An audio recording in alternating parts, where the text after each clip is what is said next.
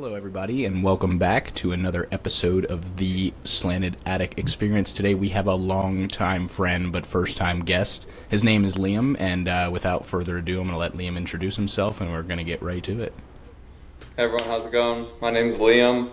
I'm from New Jersey and California, so I got a little bit of both coasts going on. But I met Tyler through my college roommate Halsey. If you don't know Halsey, you're missing out. But I'm sure a lot of you know who Halsey is. So Tyler and I became friends through Evan. Went to West Virginia. I live in Philly right now with my girlfriend. Just work for a software company. Enjoying the shore this summer. Enjoying Phillies baseball. So, that's pretty much it. Yeah, man.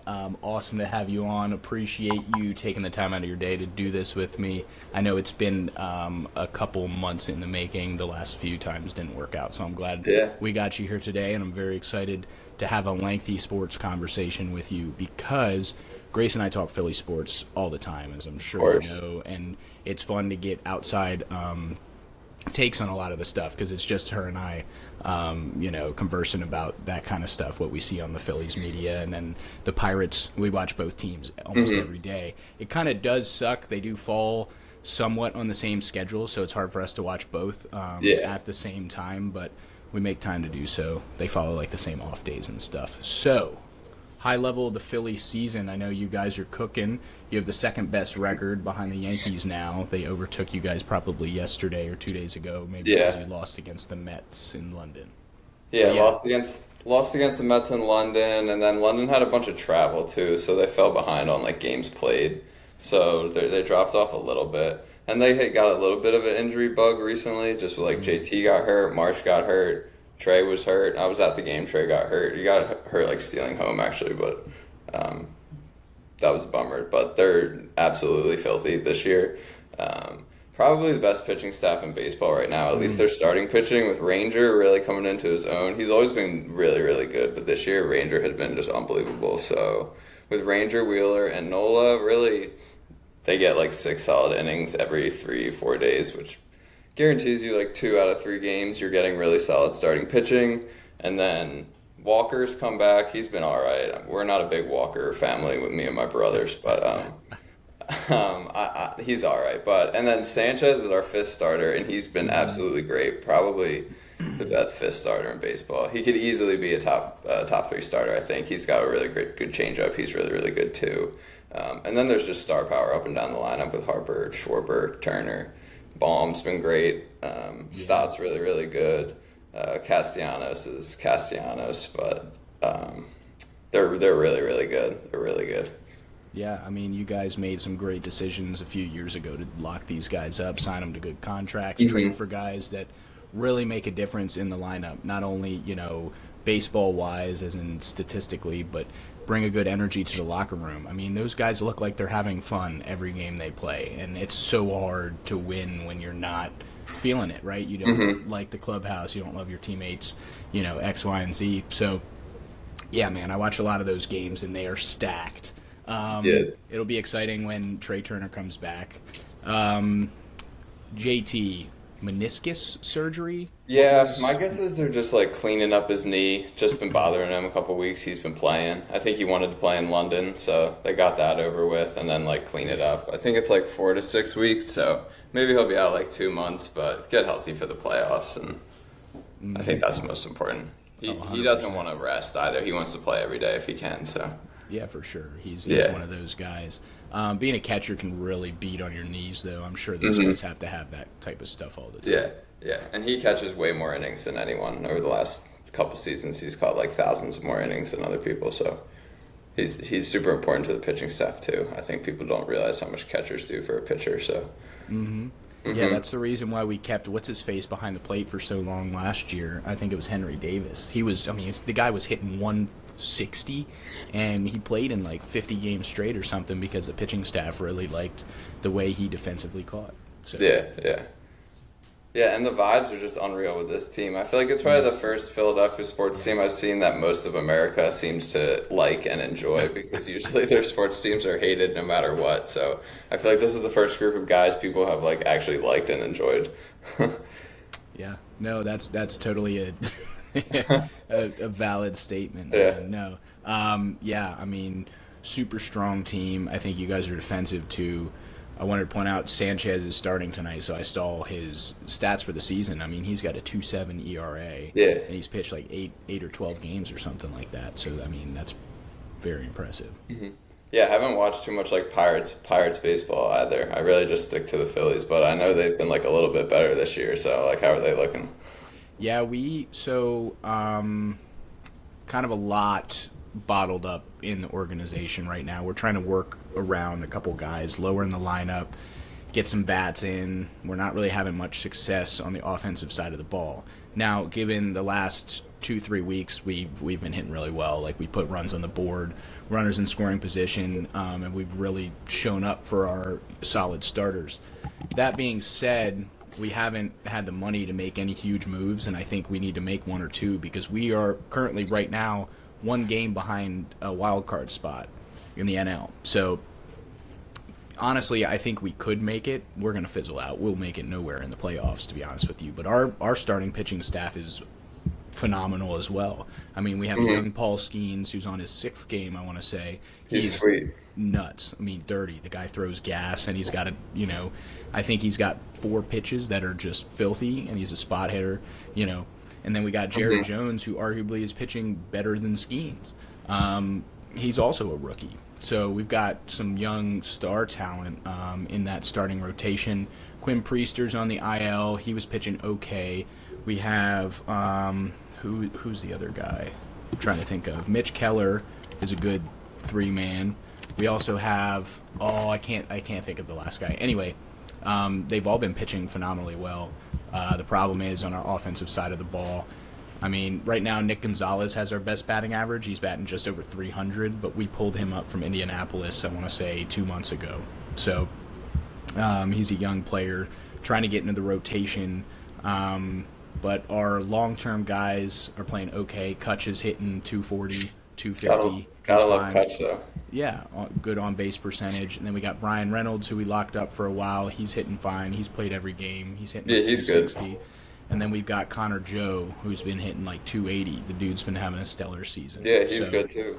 I watched a lot of him in Denver when he was on the Rockies because we went to a ton of Rockies games. So.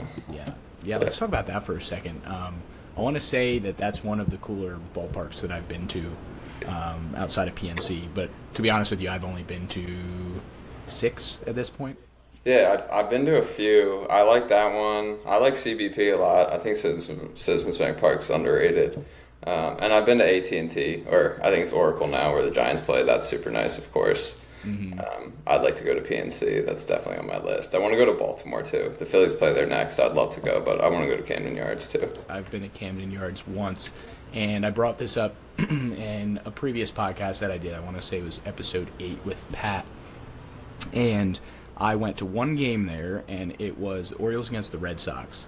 And this must have been, in the late 2000s, early 2010s. And Big Papi was still on the team.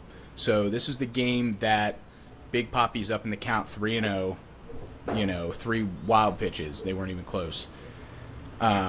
Pitcher winds up, throws it in. He's tossing the bat, walking to first. Umpire calls a strike. He proceeds to get rung up on the next 2 pitches, runs back to the dugout, smashing the dugout phone with his bat. So if you've heard of that game, that's the one I've been at. The only one I've been to Camden Yards at, but ballpark was unreal.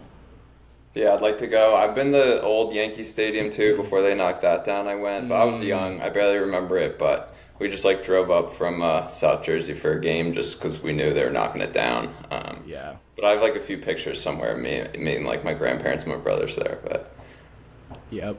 Yeah, that's awesome. I think my top couple that I'd love to go to are Fenway, Wrigley. Oh, I've been to Wrigley. I forgot about that. You've been to Wrigley? Yeah. Oh, man. I would love to go to Wrigley Field. I feel like that's just a gem, dude. Yeah, my senior year of high school, I went to Notre Dame for a football game, and then flying out of Chicago that next weekend. That weekend, we went to a Cubs game. So I knocked out Notre Dame Stadium and Wrigley in a weekend, which was pretty good.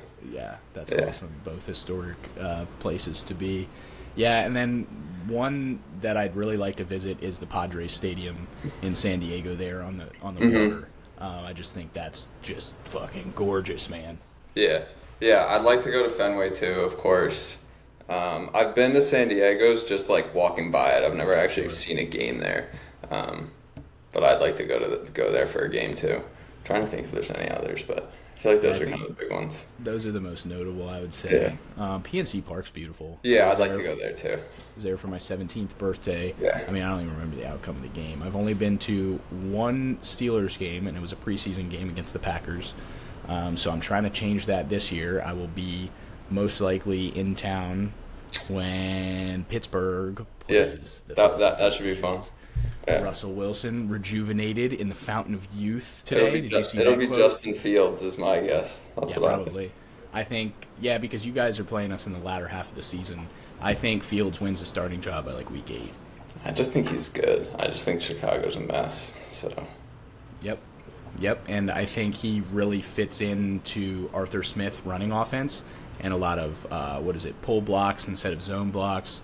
And just, being a mobile quarterback is going to work really huge. We have never had that capability. We had Vic for like a year and a half or something like that. But old Big Ben could move a little though, but yeah, I mean, not much, Yeah. man. He is the definition of a pocket passer, bro. yeah, he can get around a little bit. He'll bounce around in there though. That's because he was just so big. Nobody Yeah, could you couldn't tag get him down. Yeah. Oh my God, the glory days. I was Yeah. listening to ESPN radio today, and they were talking about Mike Tomlin never having a viable quarterback after Big Ben's drop off. After the AB years, mid 2010s. Since then, I mean, we've had nobody. We had a shell of a Ben Roethlisberger for like 3 seasons, 4 Pretty seasons, much, yeah. and then we drafted Kenny Pickett, who I'll say it right here. I don't get that pick at all ever. I was a believer. He was a hometown boy. I mean, you probably heard me talk about it, how much I think he's going to be okay. That was the sunk cost fallacy. He absolutely in no way should have been the starting quarterback of our team. He was poor. I don't mind buying into a pick though. I'm a buy into a pick kind of guy. Why not? Just have a little bit of hope. It's more fun that way. Oh, 100%. Yeah, I think Pittsburgh drafted really well this year, and I think Philadelphia did as well. Yeah, we usually do. Howie has a couple bad ones, but for the most part, he's been solid the last couple of years. We'll have to see how the Birds are. Yeah, I'm Be so interesting. excited for football season, man. Yeah, I'm ready for it. Me too. The Phillies are good, which is nice. So this is the time of year I can just watch baseball. There's some soccer, the Olympics this summer, but usually it's kind of boring with just baseball during the summer. Yeah, we got NBA Finals tonight and Stanley Cup Finals tomorrow, I believe. Yeah. I've been watching hockey. Once the Sixers crash out, I give up on basketball. I just think the NBA is a tough watch sometimes. Yeah, it's a Boston dynamic this year. I mean, Boston's going to win. They're hammering everybody. They had an easy path to the finals, which everybody's giving them a hard time for. And some people are like, you're shitting on these guys because they've won each game handily. I'm like, no, because they've played against teams that have had numerous injured players. They weren't, somehow they beat the team in the previous round.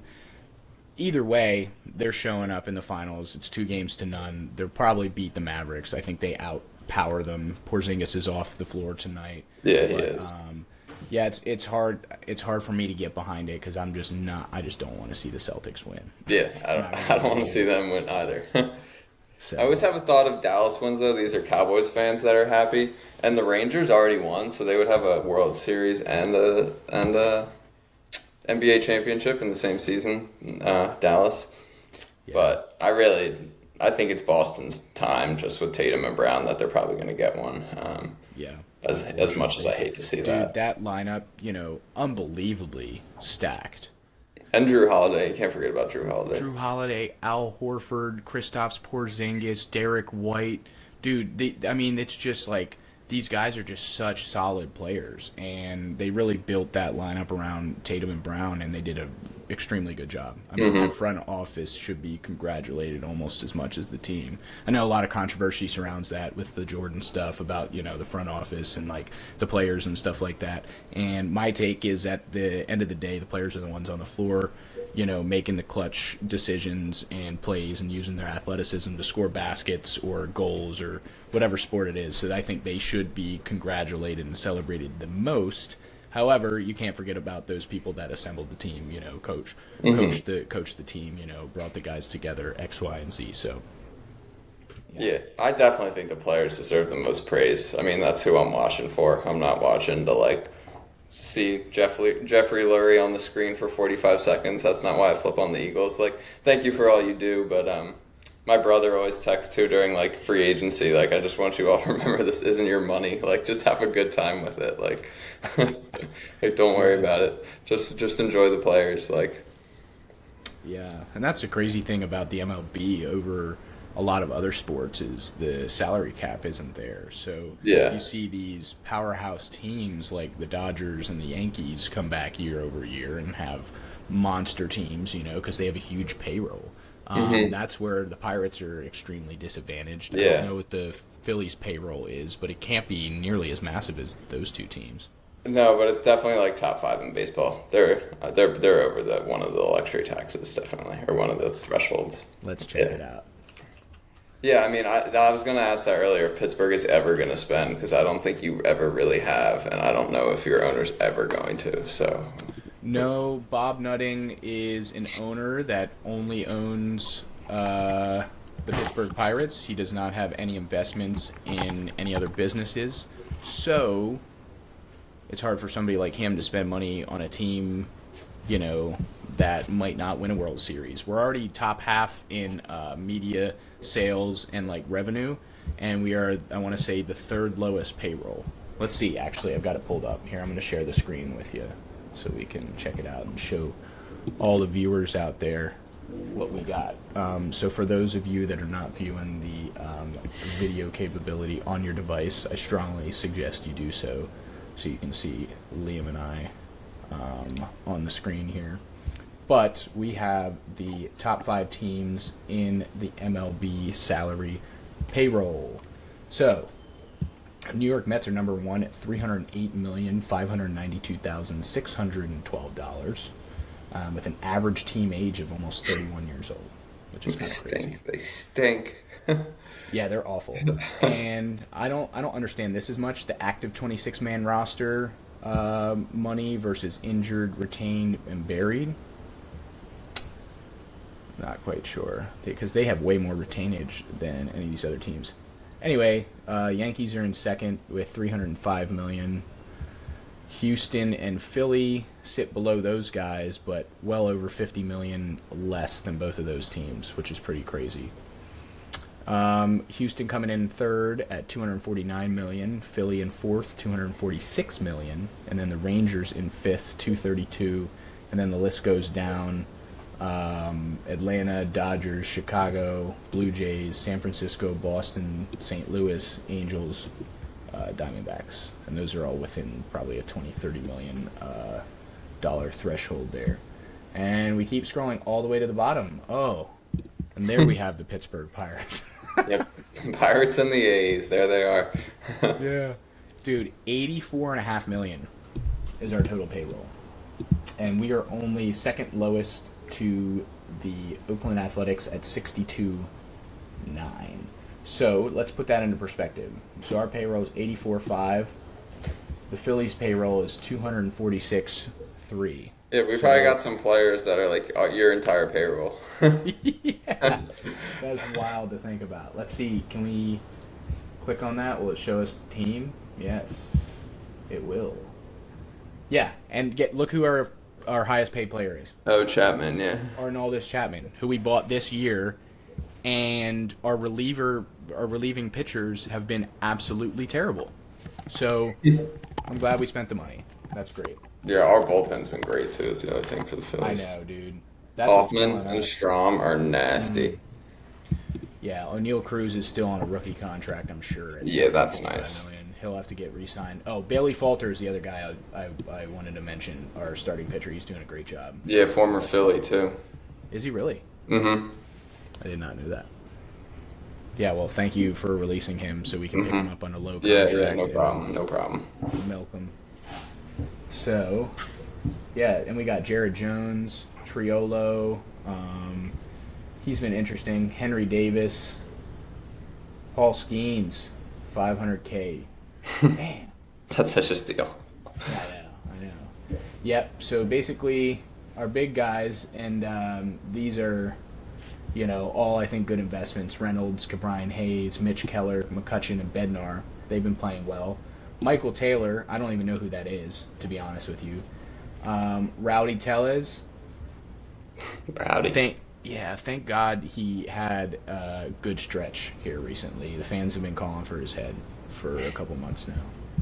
And then Grandal, who's been the catcher, we signed him recently. He's been all right. Yeah, veteran. He kills the Phillies always, I feel like, Randall. For no reason. Yeah, hopefully we play you guys soon then. All right. So let's go to the Phillies. I also want to see who the large payroll guys are on the Mets because I feel like I have no idea. Lindor, Diaz. I don't know if Pete Alonso's on a big contract. Maybe Pete Alonso.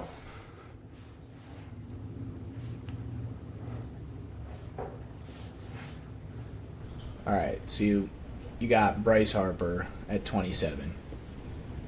Knew that was coming.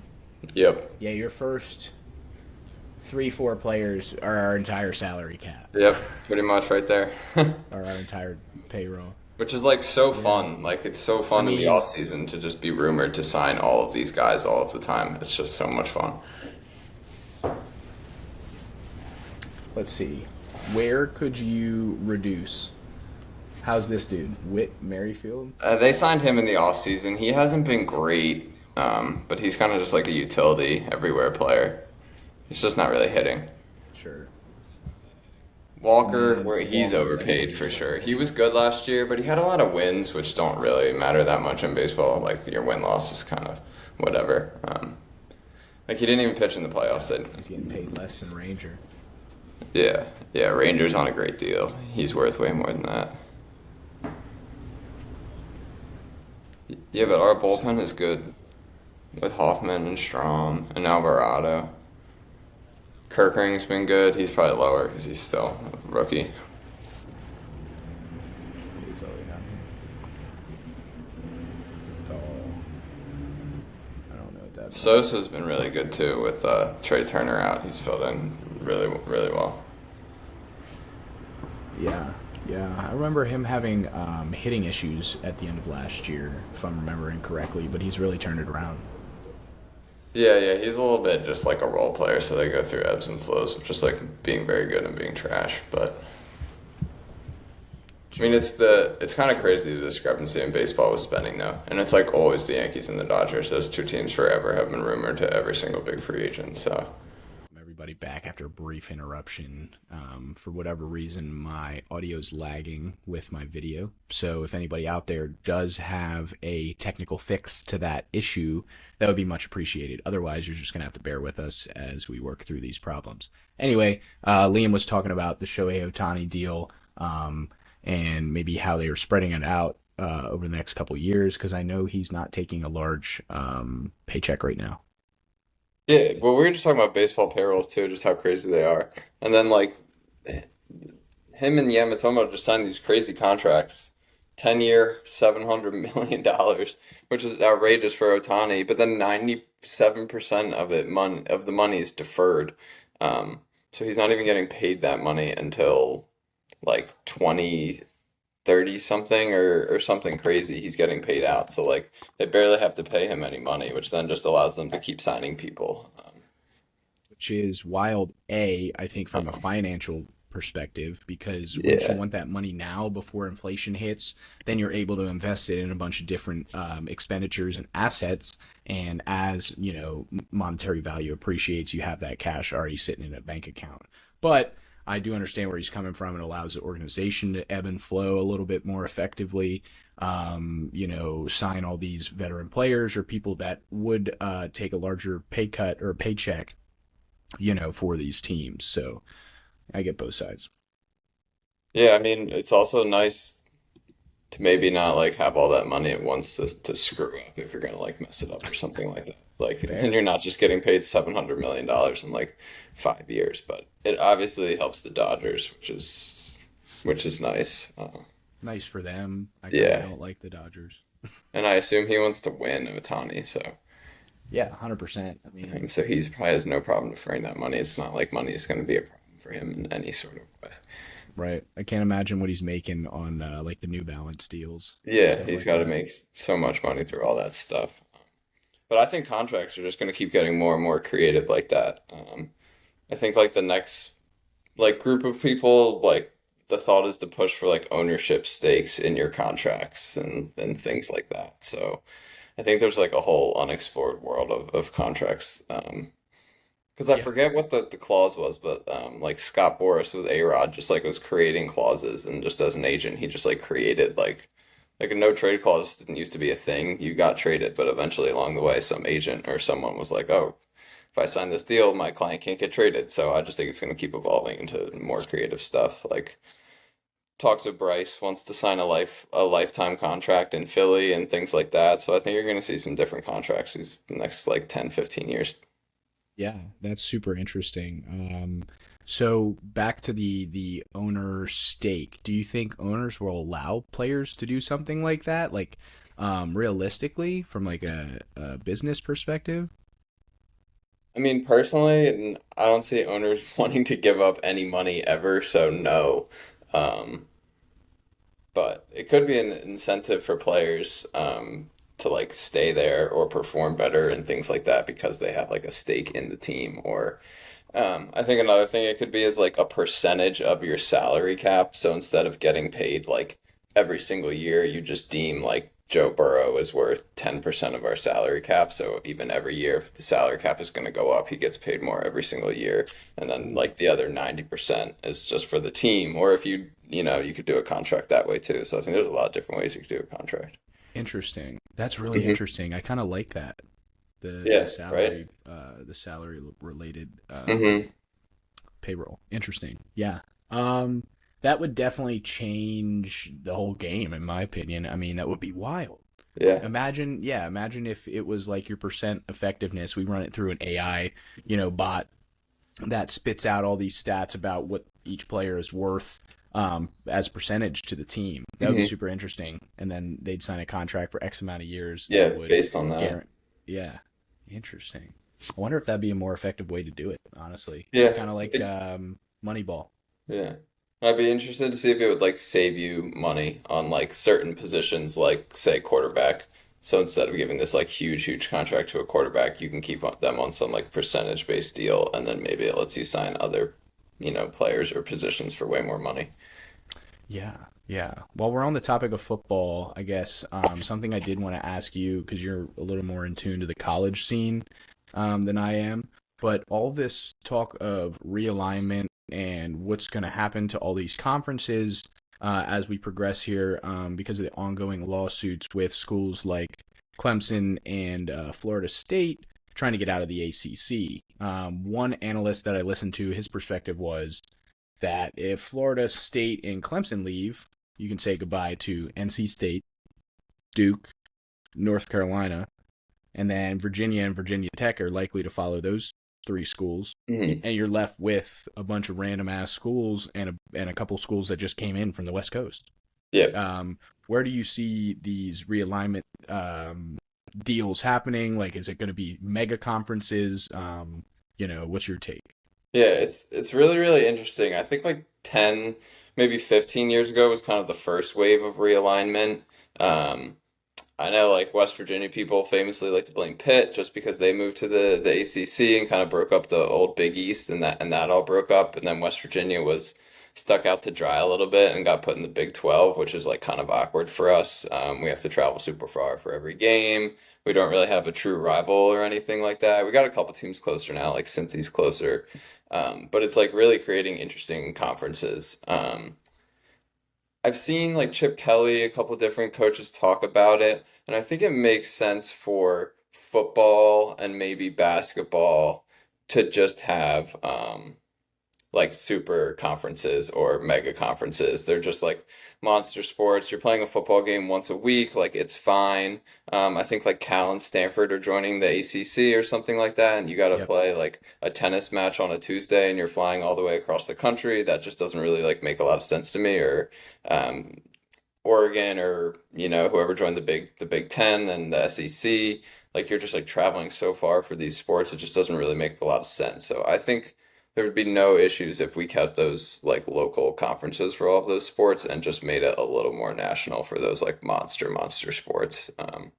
Yeah. I think there's just no way around that it's going to get bigger and bigger and bigger. So I just think you might as well find a solution for it as opposed to just like keep realigning because TV's contracts are paying you money to go there. Like, Yep. Yeah, and that's really where we see everything right now. It's yeah. all about, who's paying the largest contract to get you on the most televised networks, hmm what's making you the most money. But I think it's about time the players started getting paid. Of course, the first few years, it's the Wild West and you can't figure everything out. But Sure. I think some like rules and just regulations, and I think the transfer portal will eventually calm down. I think sometimes things like that have a way of just working itself out. Yeah, and I think we see teams like Virginia Tech, for example, do really well in the transfer portal the last 2 seasons, and our team's gotten very good because of hmm that. When Fuente left our program to what it was before Frank Beamer, and Frank Beamer was there for like 32 years or something like that, and we had nothing. And Brent Pry comes in from Penn State and slowly starts rebuilding that. And that's one thing I saw him focus on a lot that Fuente really didn't do was the transfer portal. What hmm kids can we get from these top tier, programs that might not start there, but would 100% start at a school like this and, could blossom into becoming a very talented player. Yeah. That's something I never understood with Fuente. We had Hendon Hooker for 3.5 years, dude, and he goes to Tennessee and blows up because they start him and run him in a good offense. It's ridiculous. He was a very talented player, but we didn't utilize him. Kind of crazy. Yeah, and it's just like I think it's good for these kind of middle to smaller, middle to bigger teams, just allowing them to compete a little bit better through the transfer portal. I know before West Virginia got rid of Holgerson, he was big in the transfer portal. Like we brought Greer in through the transfer portal, he was solid. It was definitely a way to pick up talent when like you can't recruit all these five-star recruits to West Virginia. It's just not going to happen. So you got to pick up talent and develop it like somehow. And it's the classic, like, I know it's annoying that they can just leave and all that stuff, but a coach at any point can sign a new contract and just dip and leave all of these kids that he sat there and talked to your parents and recruited you and did all this stuff for you, and they just like leave and hang you out to dry. So I think it's been coming for them a little bit. Yeah. Yeah, I think it's a business transaction at the end of the day, and some of the players need to realize that. Those that want to get out and feel like they shouldn't. And you're right. It is what it is. And these coaches can leave. Why shouldn't the players be allowed to do so for monetary reasons? The classic argument is they've been doing this for a long period of time before NIL become a thing. They've been giving the kids money, renting Yeah, nice apartments, getting fair. them cars, stuff like that. hmm But now it's legal to do all of this stuff, and I think the kids are really going to benefit from it because they might learn the value of money before becoming a big superstar, or if you don't have the chance to play at the next level and you can get some sort of sponsorship or brand deal with somebody to make a little bit of cash before you decide to choose to go wherever with your professional career. hmm So Yeah, there's some college sports that, maybe you can't go pro or something like that, so you give someone a chance to make, even if they're just advertising the local Morgantown like air conditioning dude for $5 a month, like at least that person is making a little bit of money off their name. Like before that would have been a court case and the NCAA would have lost their mind, which is just insane. yeah, it's craziness. The NCAA, I think, has treated these things poorly in the past, and I think it wouldn't have been a big stink if they hadn't have been so blunt and like brutish with what they decided to do previously. I mean, the whole thing with Reggie Bush and his Heisman Trophy and the fact that they had to give it back to him this year was just totally ridiculous, in my opinion. hmm He was an honored athlete, super incredibly talented guy, and you took it away from him because he was accepting money on the side for sponsorships or whatever. Yeah, at least he got it back. And they gave it back. I think I saw something the other day that they haven't gotten the national championship back yet, but he thinks they're gonna eventually get it back. Um, They should. But I mean, yeah, the minute the NIL talks came up, they should have awarded it back as soon as yeah, that bill passed, or whatever it is in the NCAA. I don't know if it's like a statement or whatever. They should have given it back to him. I mean, it hmm was ridiculous that they took it away in the first place, yeah, and yeah, sucks for those guys.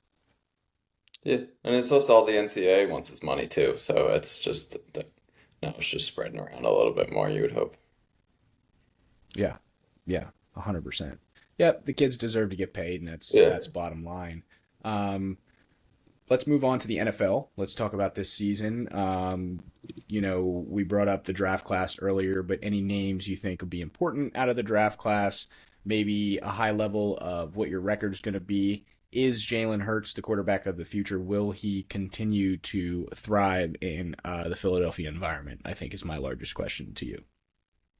I'm really interested in to seeing what Jalen Hurts looks like this year.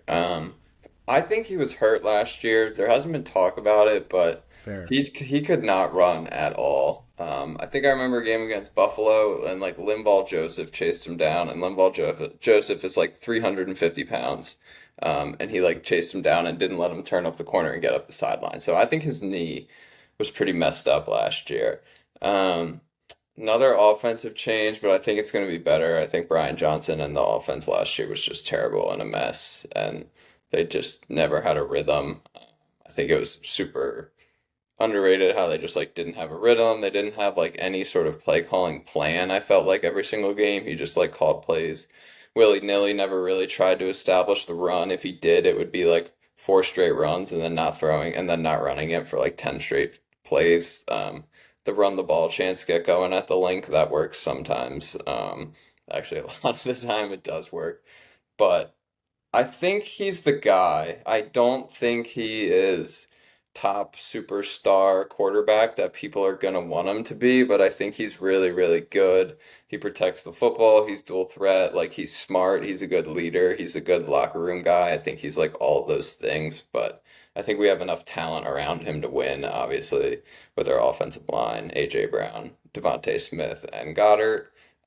But I think we're really going to miss Kelsey too. I think you can't really underrate missing Kelsey and like your center of the last 10 years. Just even having a different center, even if he was like mediocre, is hard, but replacing arguably the greatest center of all time is going to be tough. But we still have a really solid offensive line, so I think we should be fine. And we have Jeff Stoutland, who's probably the best assistant coach in the NFL, I would say, our offensive line coach. So he's very good. I like our draft. We needed defense. Our secondary was awful at the end of last year. We just collapsed. We were old. Slay's getting old. I think he's still solid. Bradbury might be cooked. Hopefully he can bounce back. Even if he's just like decent this year, it'll be an improvement to what he was last year. So I guess I'll take that. Quinyon Mitchell and Cooper DeJean. We'll see.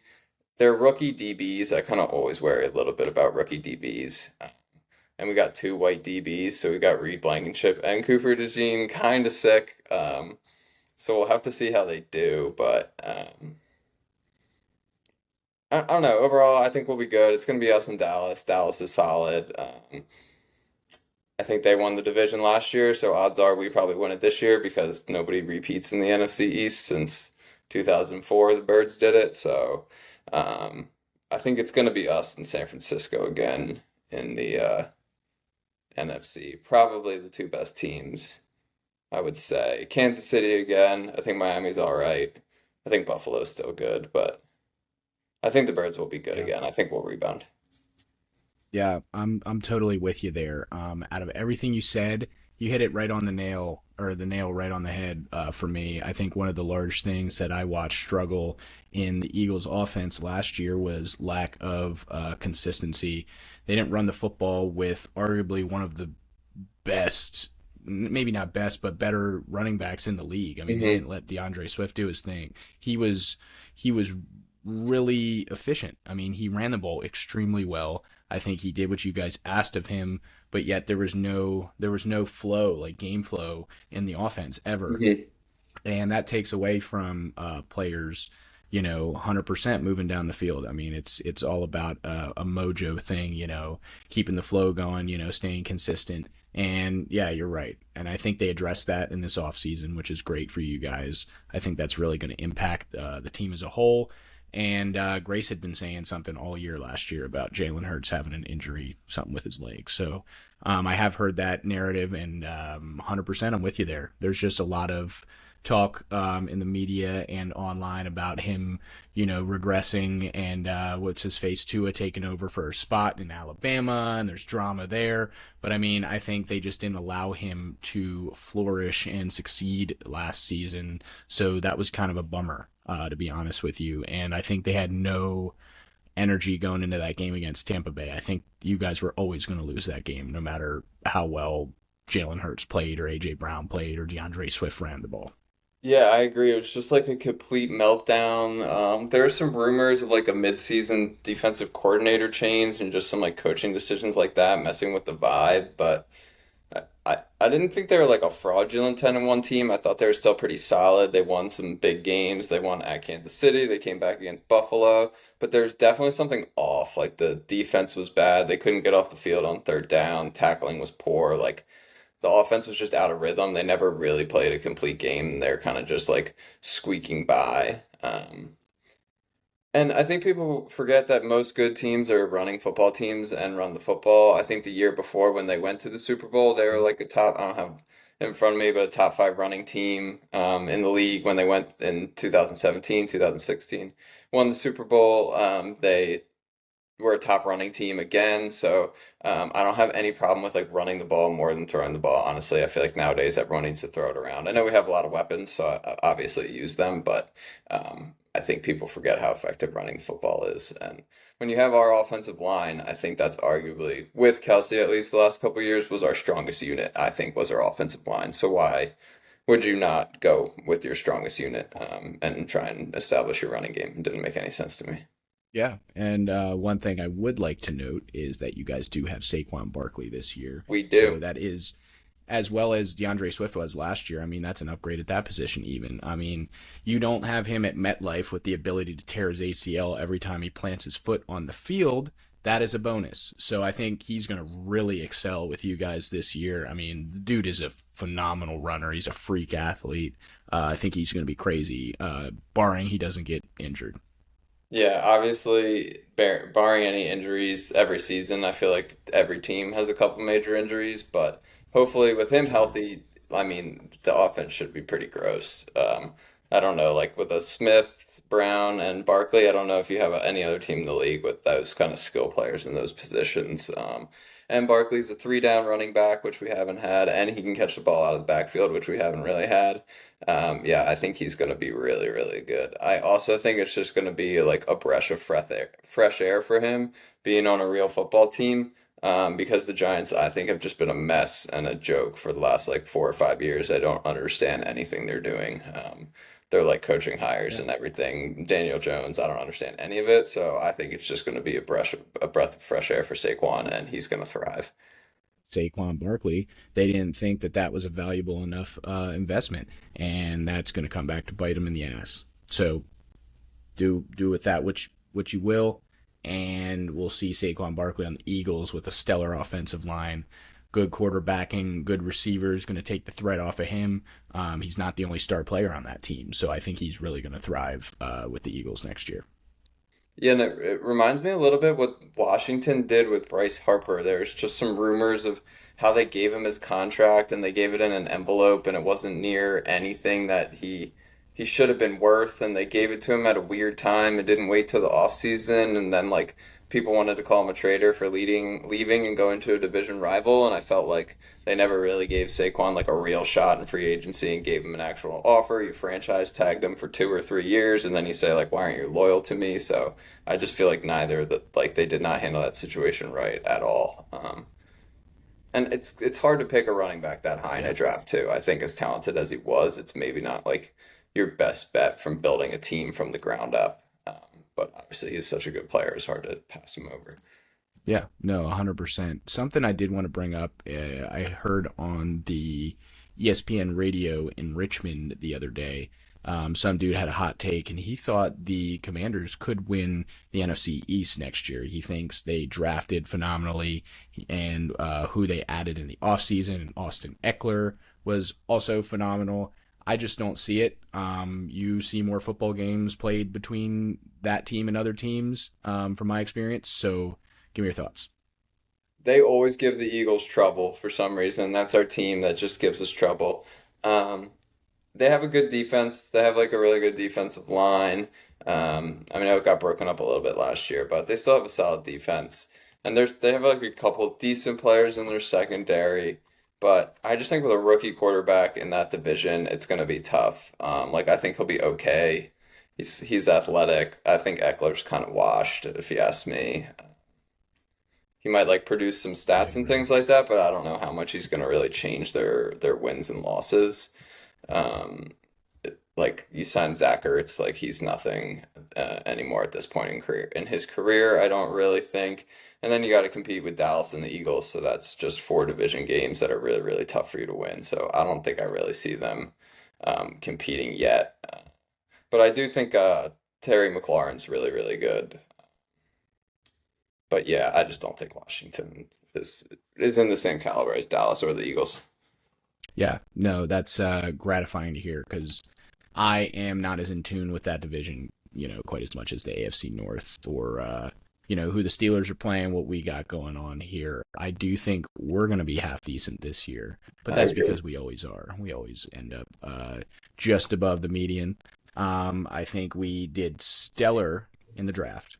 I think we did really well this past off season. It's just going to be whether this team can come together and win big games or not, because historically we've not been good at that the past 10 to 15 seasons. We can't rise to the occasion. We need to be able to win those close games against talented teams. And will Russell Wilson bring that to us, that fountain of youth, that glory, Steelers country? I'm not sure. So, there's a lot of questionable narratives in this Steelers offseason, but we'll really see that when we come to the first game against the Falcons this year. That'll be interesting. You think Kirk Cousins will play the first game?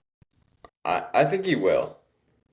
I, I I don't know what Atlanta was doing. I hear the arguments for why they said they were going to do it. I guess I get it. I guess we kind of did it with we had Wentz and drafted Hurts, but we didn't. I don't know. He is old, so I don't mind that. But what did they give Kirk Cousins? Like 4, 5, 6 years? Like it's not like they just gave him a 2 year, $40 million, and he's getting 20 million a year, and then like get out of here. We have our rookie quarterback or something like that. Like I don't understand it. They should just bench him for every primetime game and put the other kid in, and then they might at least get one win. They'll get none if Kirk Cousins plays. So Yeah, right. I was talking a little bit on the lines of his what is it, tampering, contract tampering. I don't know if that result has been finalized yet, but I know there were issues with that were supposed to have come out this week. I don't know if you know anything about it. I don't know if that came out yet. I think they're still reviewing it. I think the birds are in that too, maybe with someone with Saquon or something. But I think everyone's tampering all the time, and it's just a bunch of garbage. But whatever. Yeah, Like I said, it's not my money. yeah. Find I him. think it's Whatever. He's a it's billionaire. It's all right. That's right. Yeah, I think it's kind of terrible to single these guys out because everybody's doing it. You're totally right. Yeah. There's no way they're not, especially in this industry. So just let the guys have their money, go to the teams they want to play for. Is that Right. so hard to ask? You know, Yeah. No, I think the Steelers will be solid too. You guys always manage to have a good team. I think Patrick Queen was a good addition. You drafted a couple of Mountaineers too. I think Zach Frazier is going to be a stud. I wanted the Eagles to take him to replace Kelsey, so I think that was a good yes. pick. Um, Once on my again, Steelers hot take, that I think George Pickens is overrated. I feel like they think he's the guy in Steelers country, and I see his talent, but I just don't see him yet as ooh, a top receiver. I feel like everyone thinks he's a top receiver. I just haven't seen it. yep. I think But you haven't I had a think there's too quarterback much either. hype there. I think he is that good.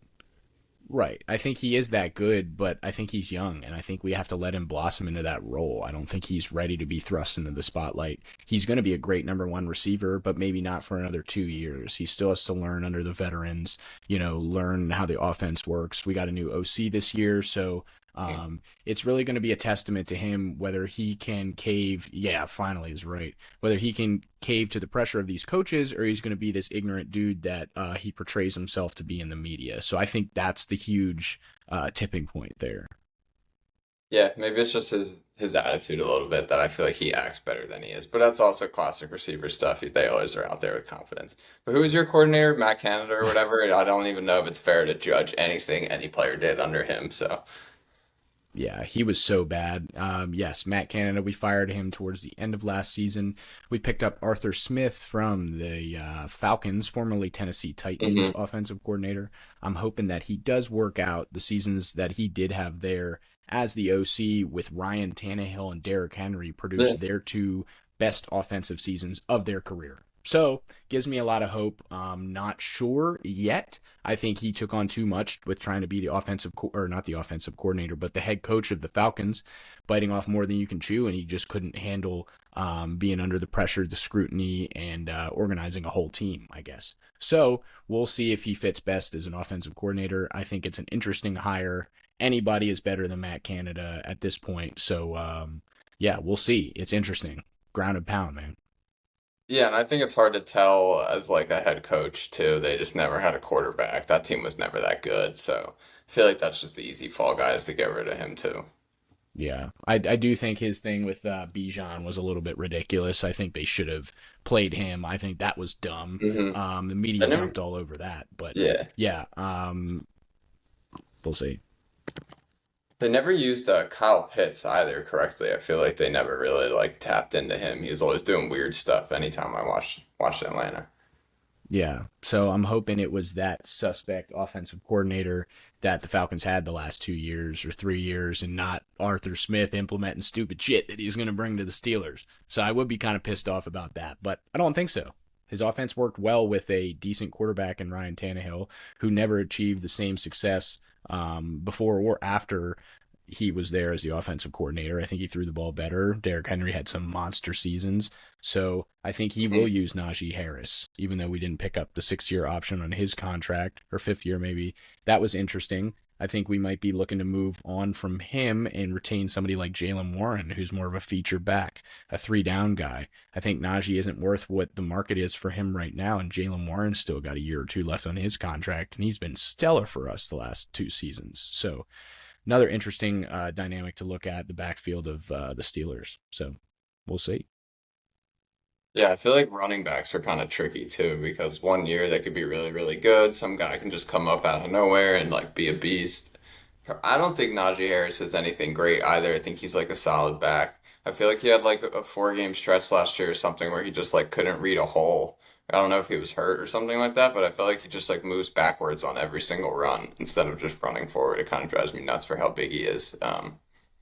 But like also your offensive line could have a one like really really good season and your running game takes off, or even having Fields back there. He could scramble. I don't know. I know he's not the same, but Wilson can still extend the play a little bit. That all that stuff helps your run game.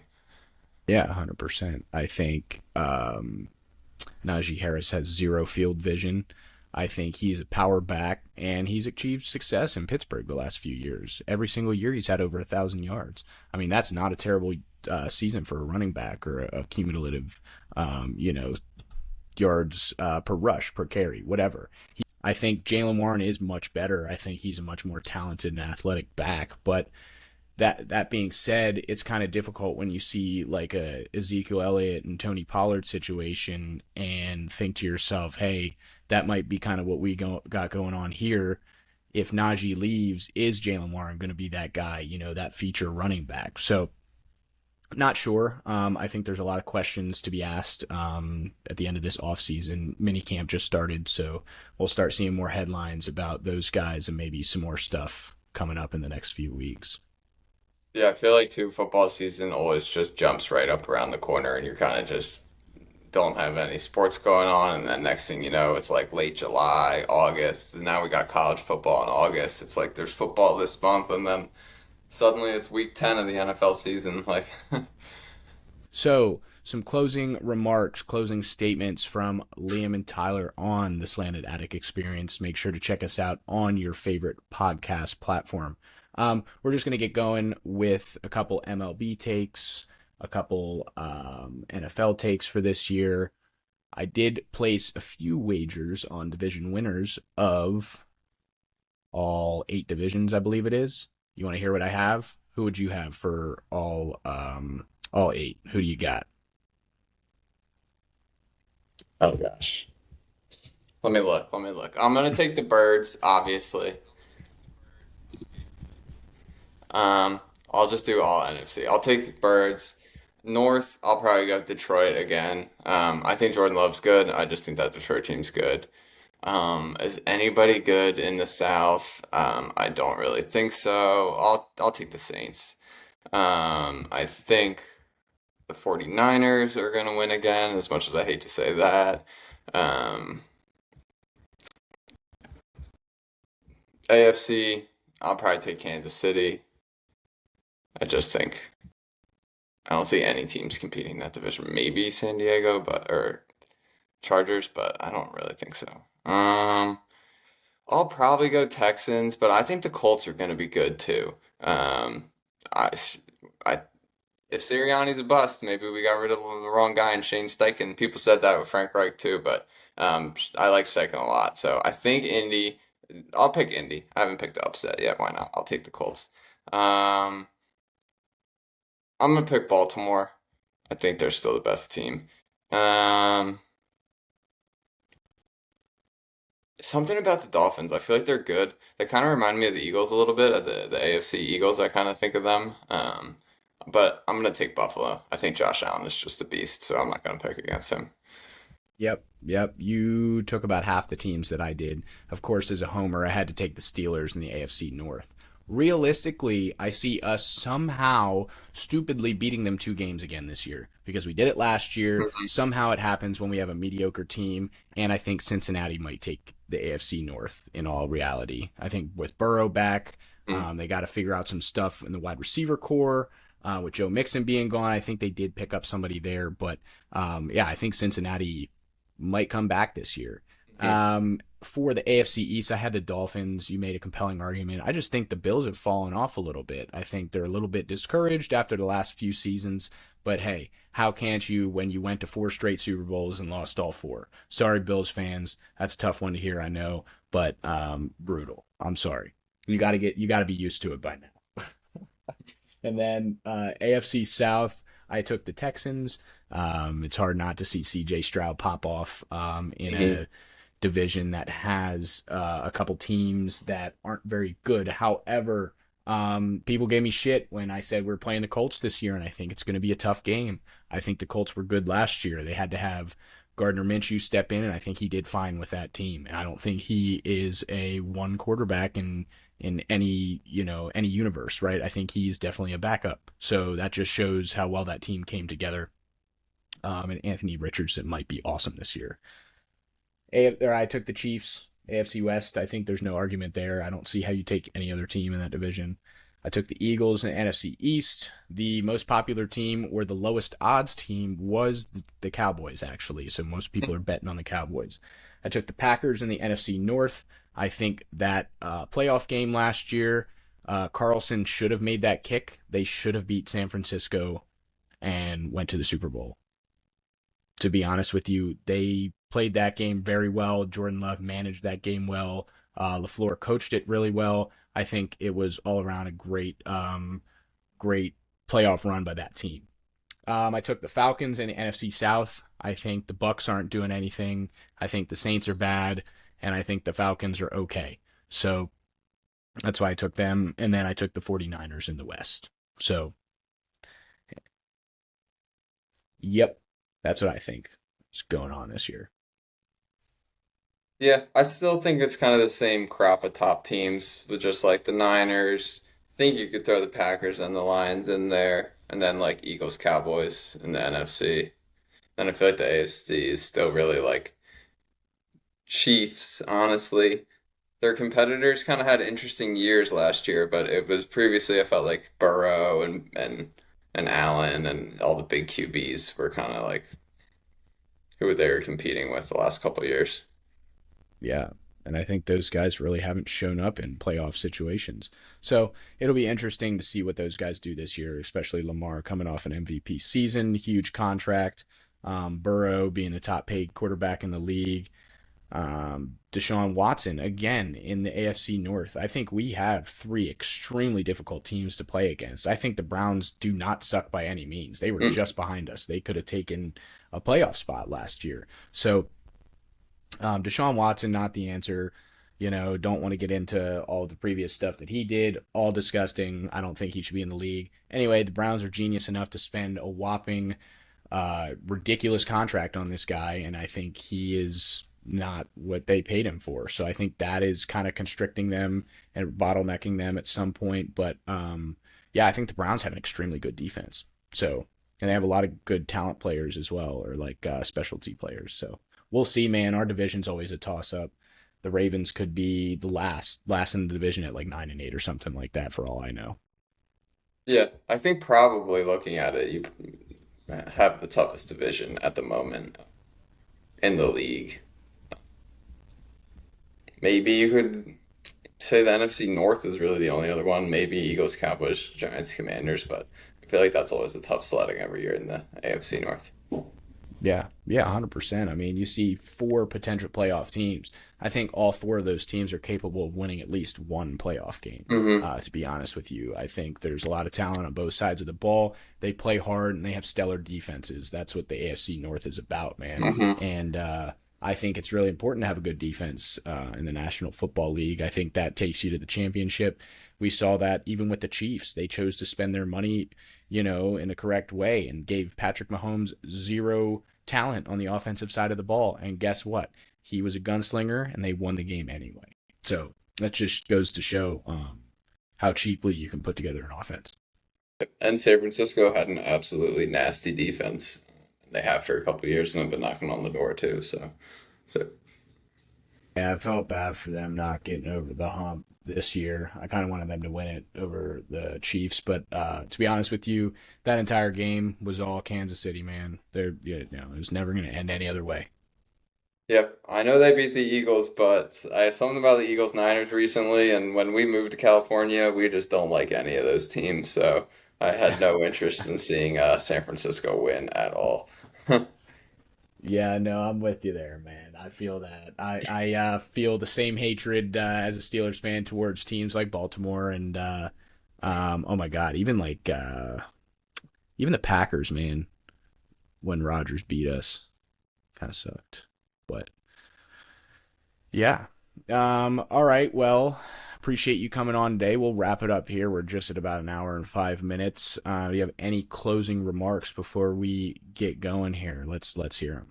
Yeah, of course. Thanks for having me on. It's great to sit down and chat with you. It's been a minute since we hung out, so it's just nice to chat with you. But I just want to give a shout out. I wore the West Virginia hat today to Jerry West, RIP to the logo. West Virginia, great, an all-time executive and an all-time player.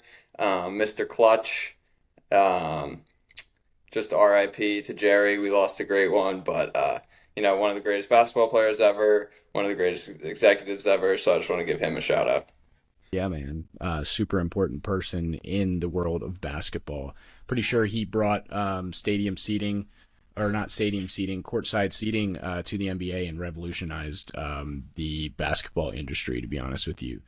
So, yeah, it's always sad when we lose an all-time great like that. Um, but, yeah, I mean, it's awesome to celebrate his life and the accomplishments that he had and the way he transformed the game of basketball. So, yeah, man, this one's for Jerry West. We'll dedicate it to him on June 12th, 2024. Legendary basketball player, entrepreneur, and advocate. Awesome, man. Well, I appreciate you coming on and spending all this time today with me, taking the time out of your day to come do this. It was a pleasure. Always love talking about sports with you, man. Really value your opinion when it comes to Philadelphia stuff. You live there, you live and breathe and die Philly sports, so it's always awesome talking to you about that stuff. Get some extra insight. So Yes, sir. Thank you. Go Birds. That's right, baby. Everybody, thank you so much for listening. You can find us on all your social media platforms at Slanted Attic or the Slanted Attic Experience. We're on Spotify, Apple Music, iHeartRadio, Amazon Podcasts, wherever you get your podcasts from in this day and age. Thank you all for listening. If you made it this far, it was a pleasure to have Liam on today's episode, and we'll see you on the next one. See you guys.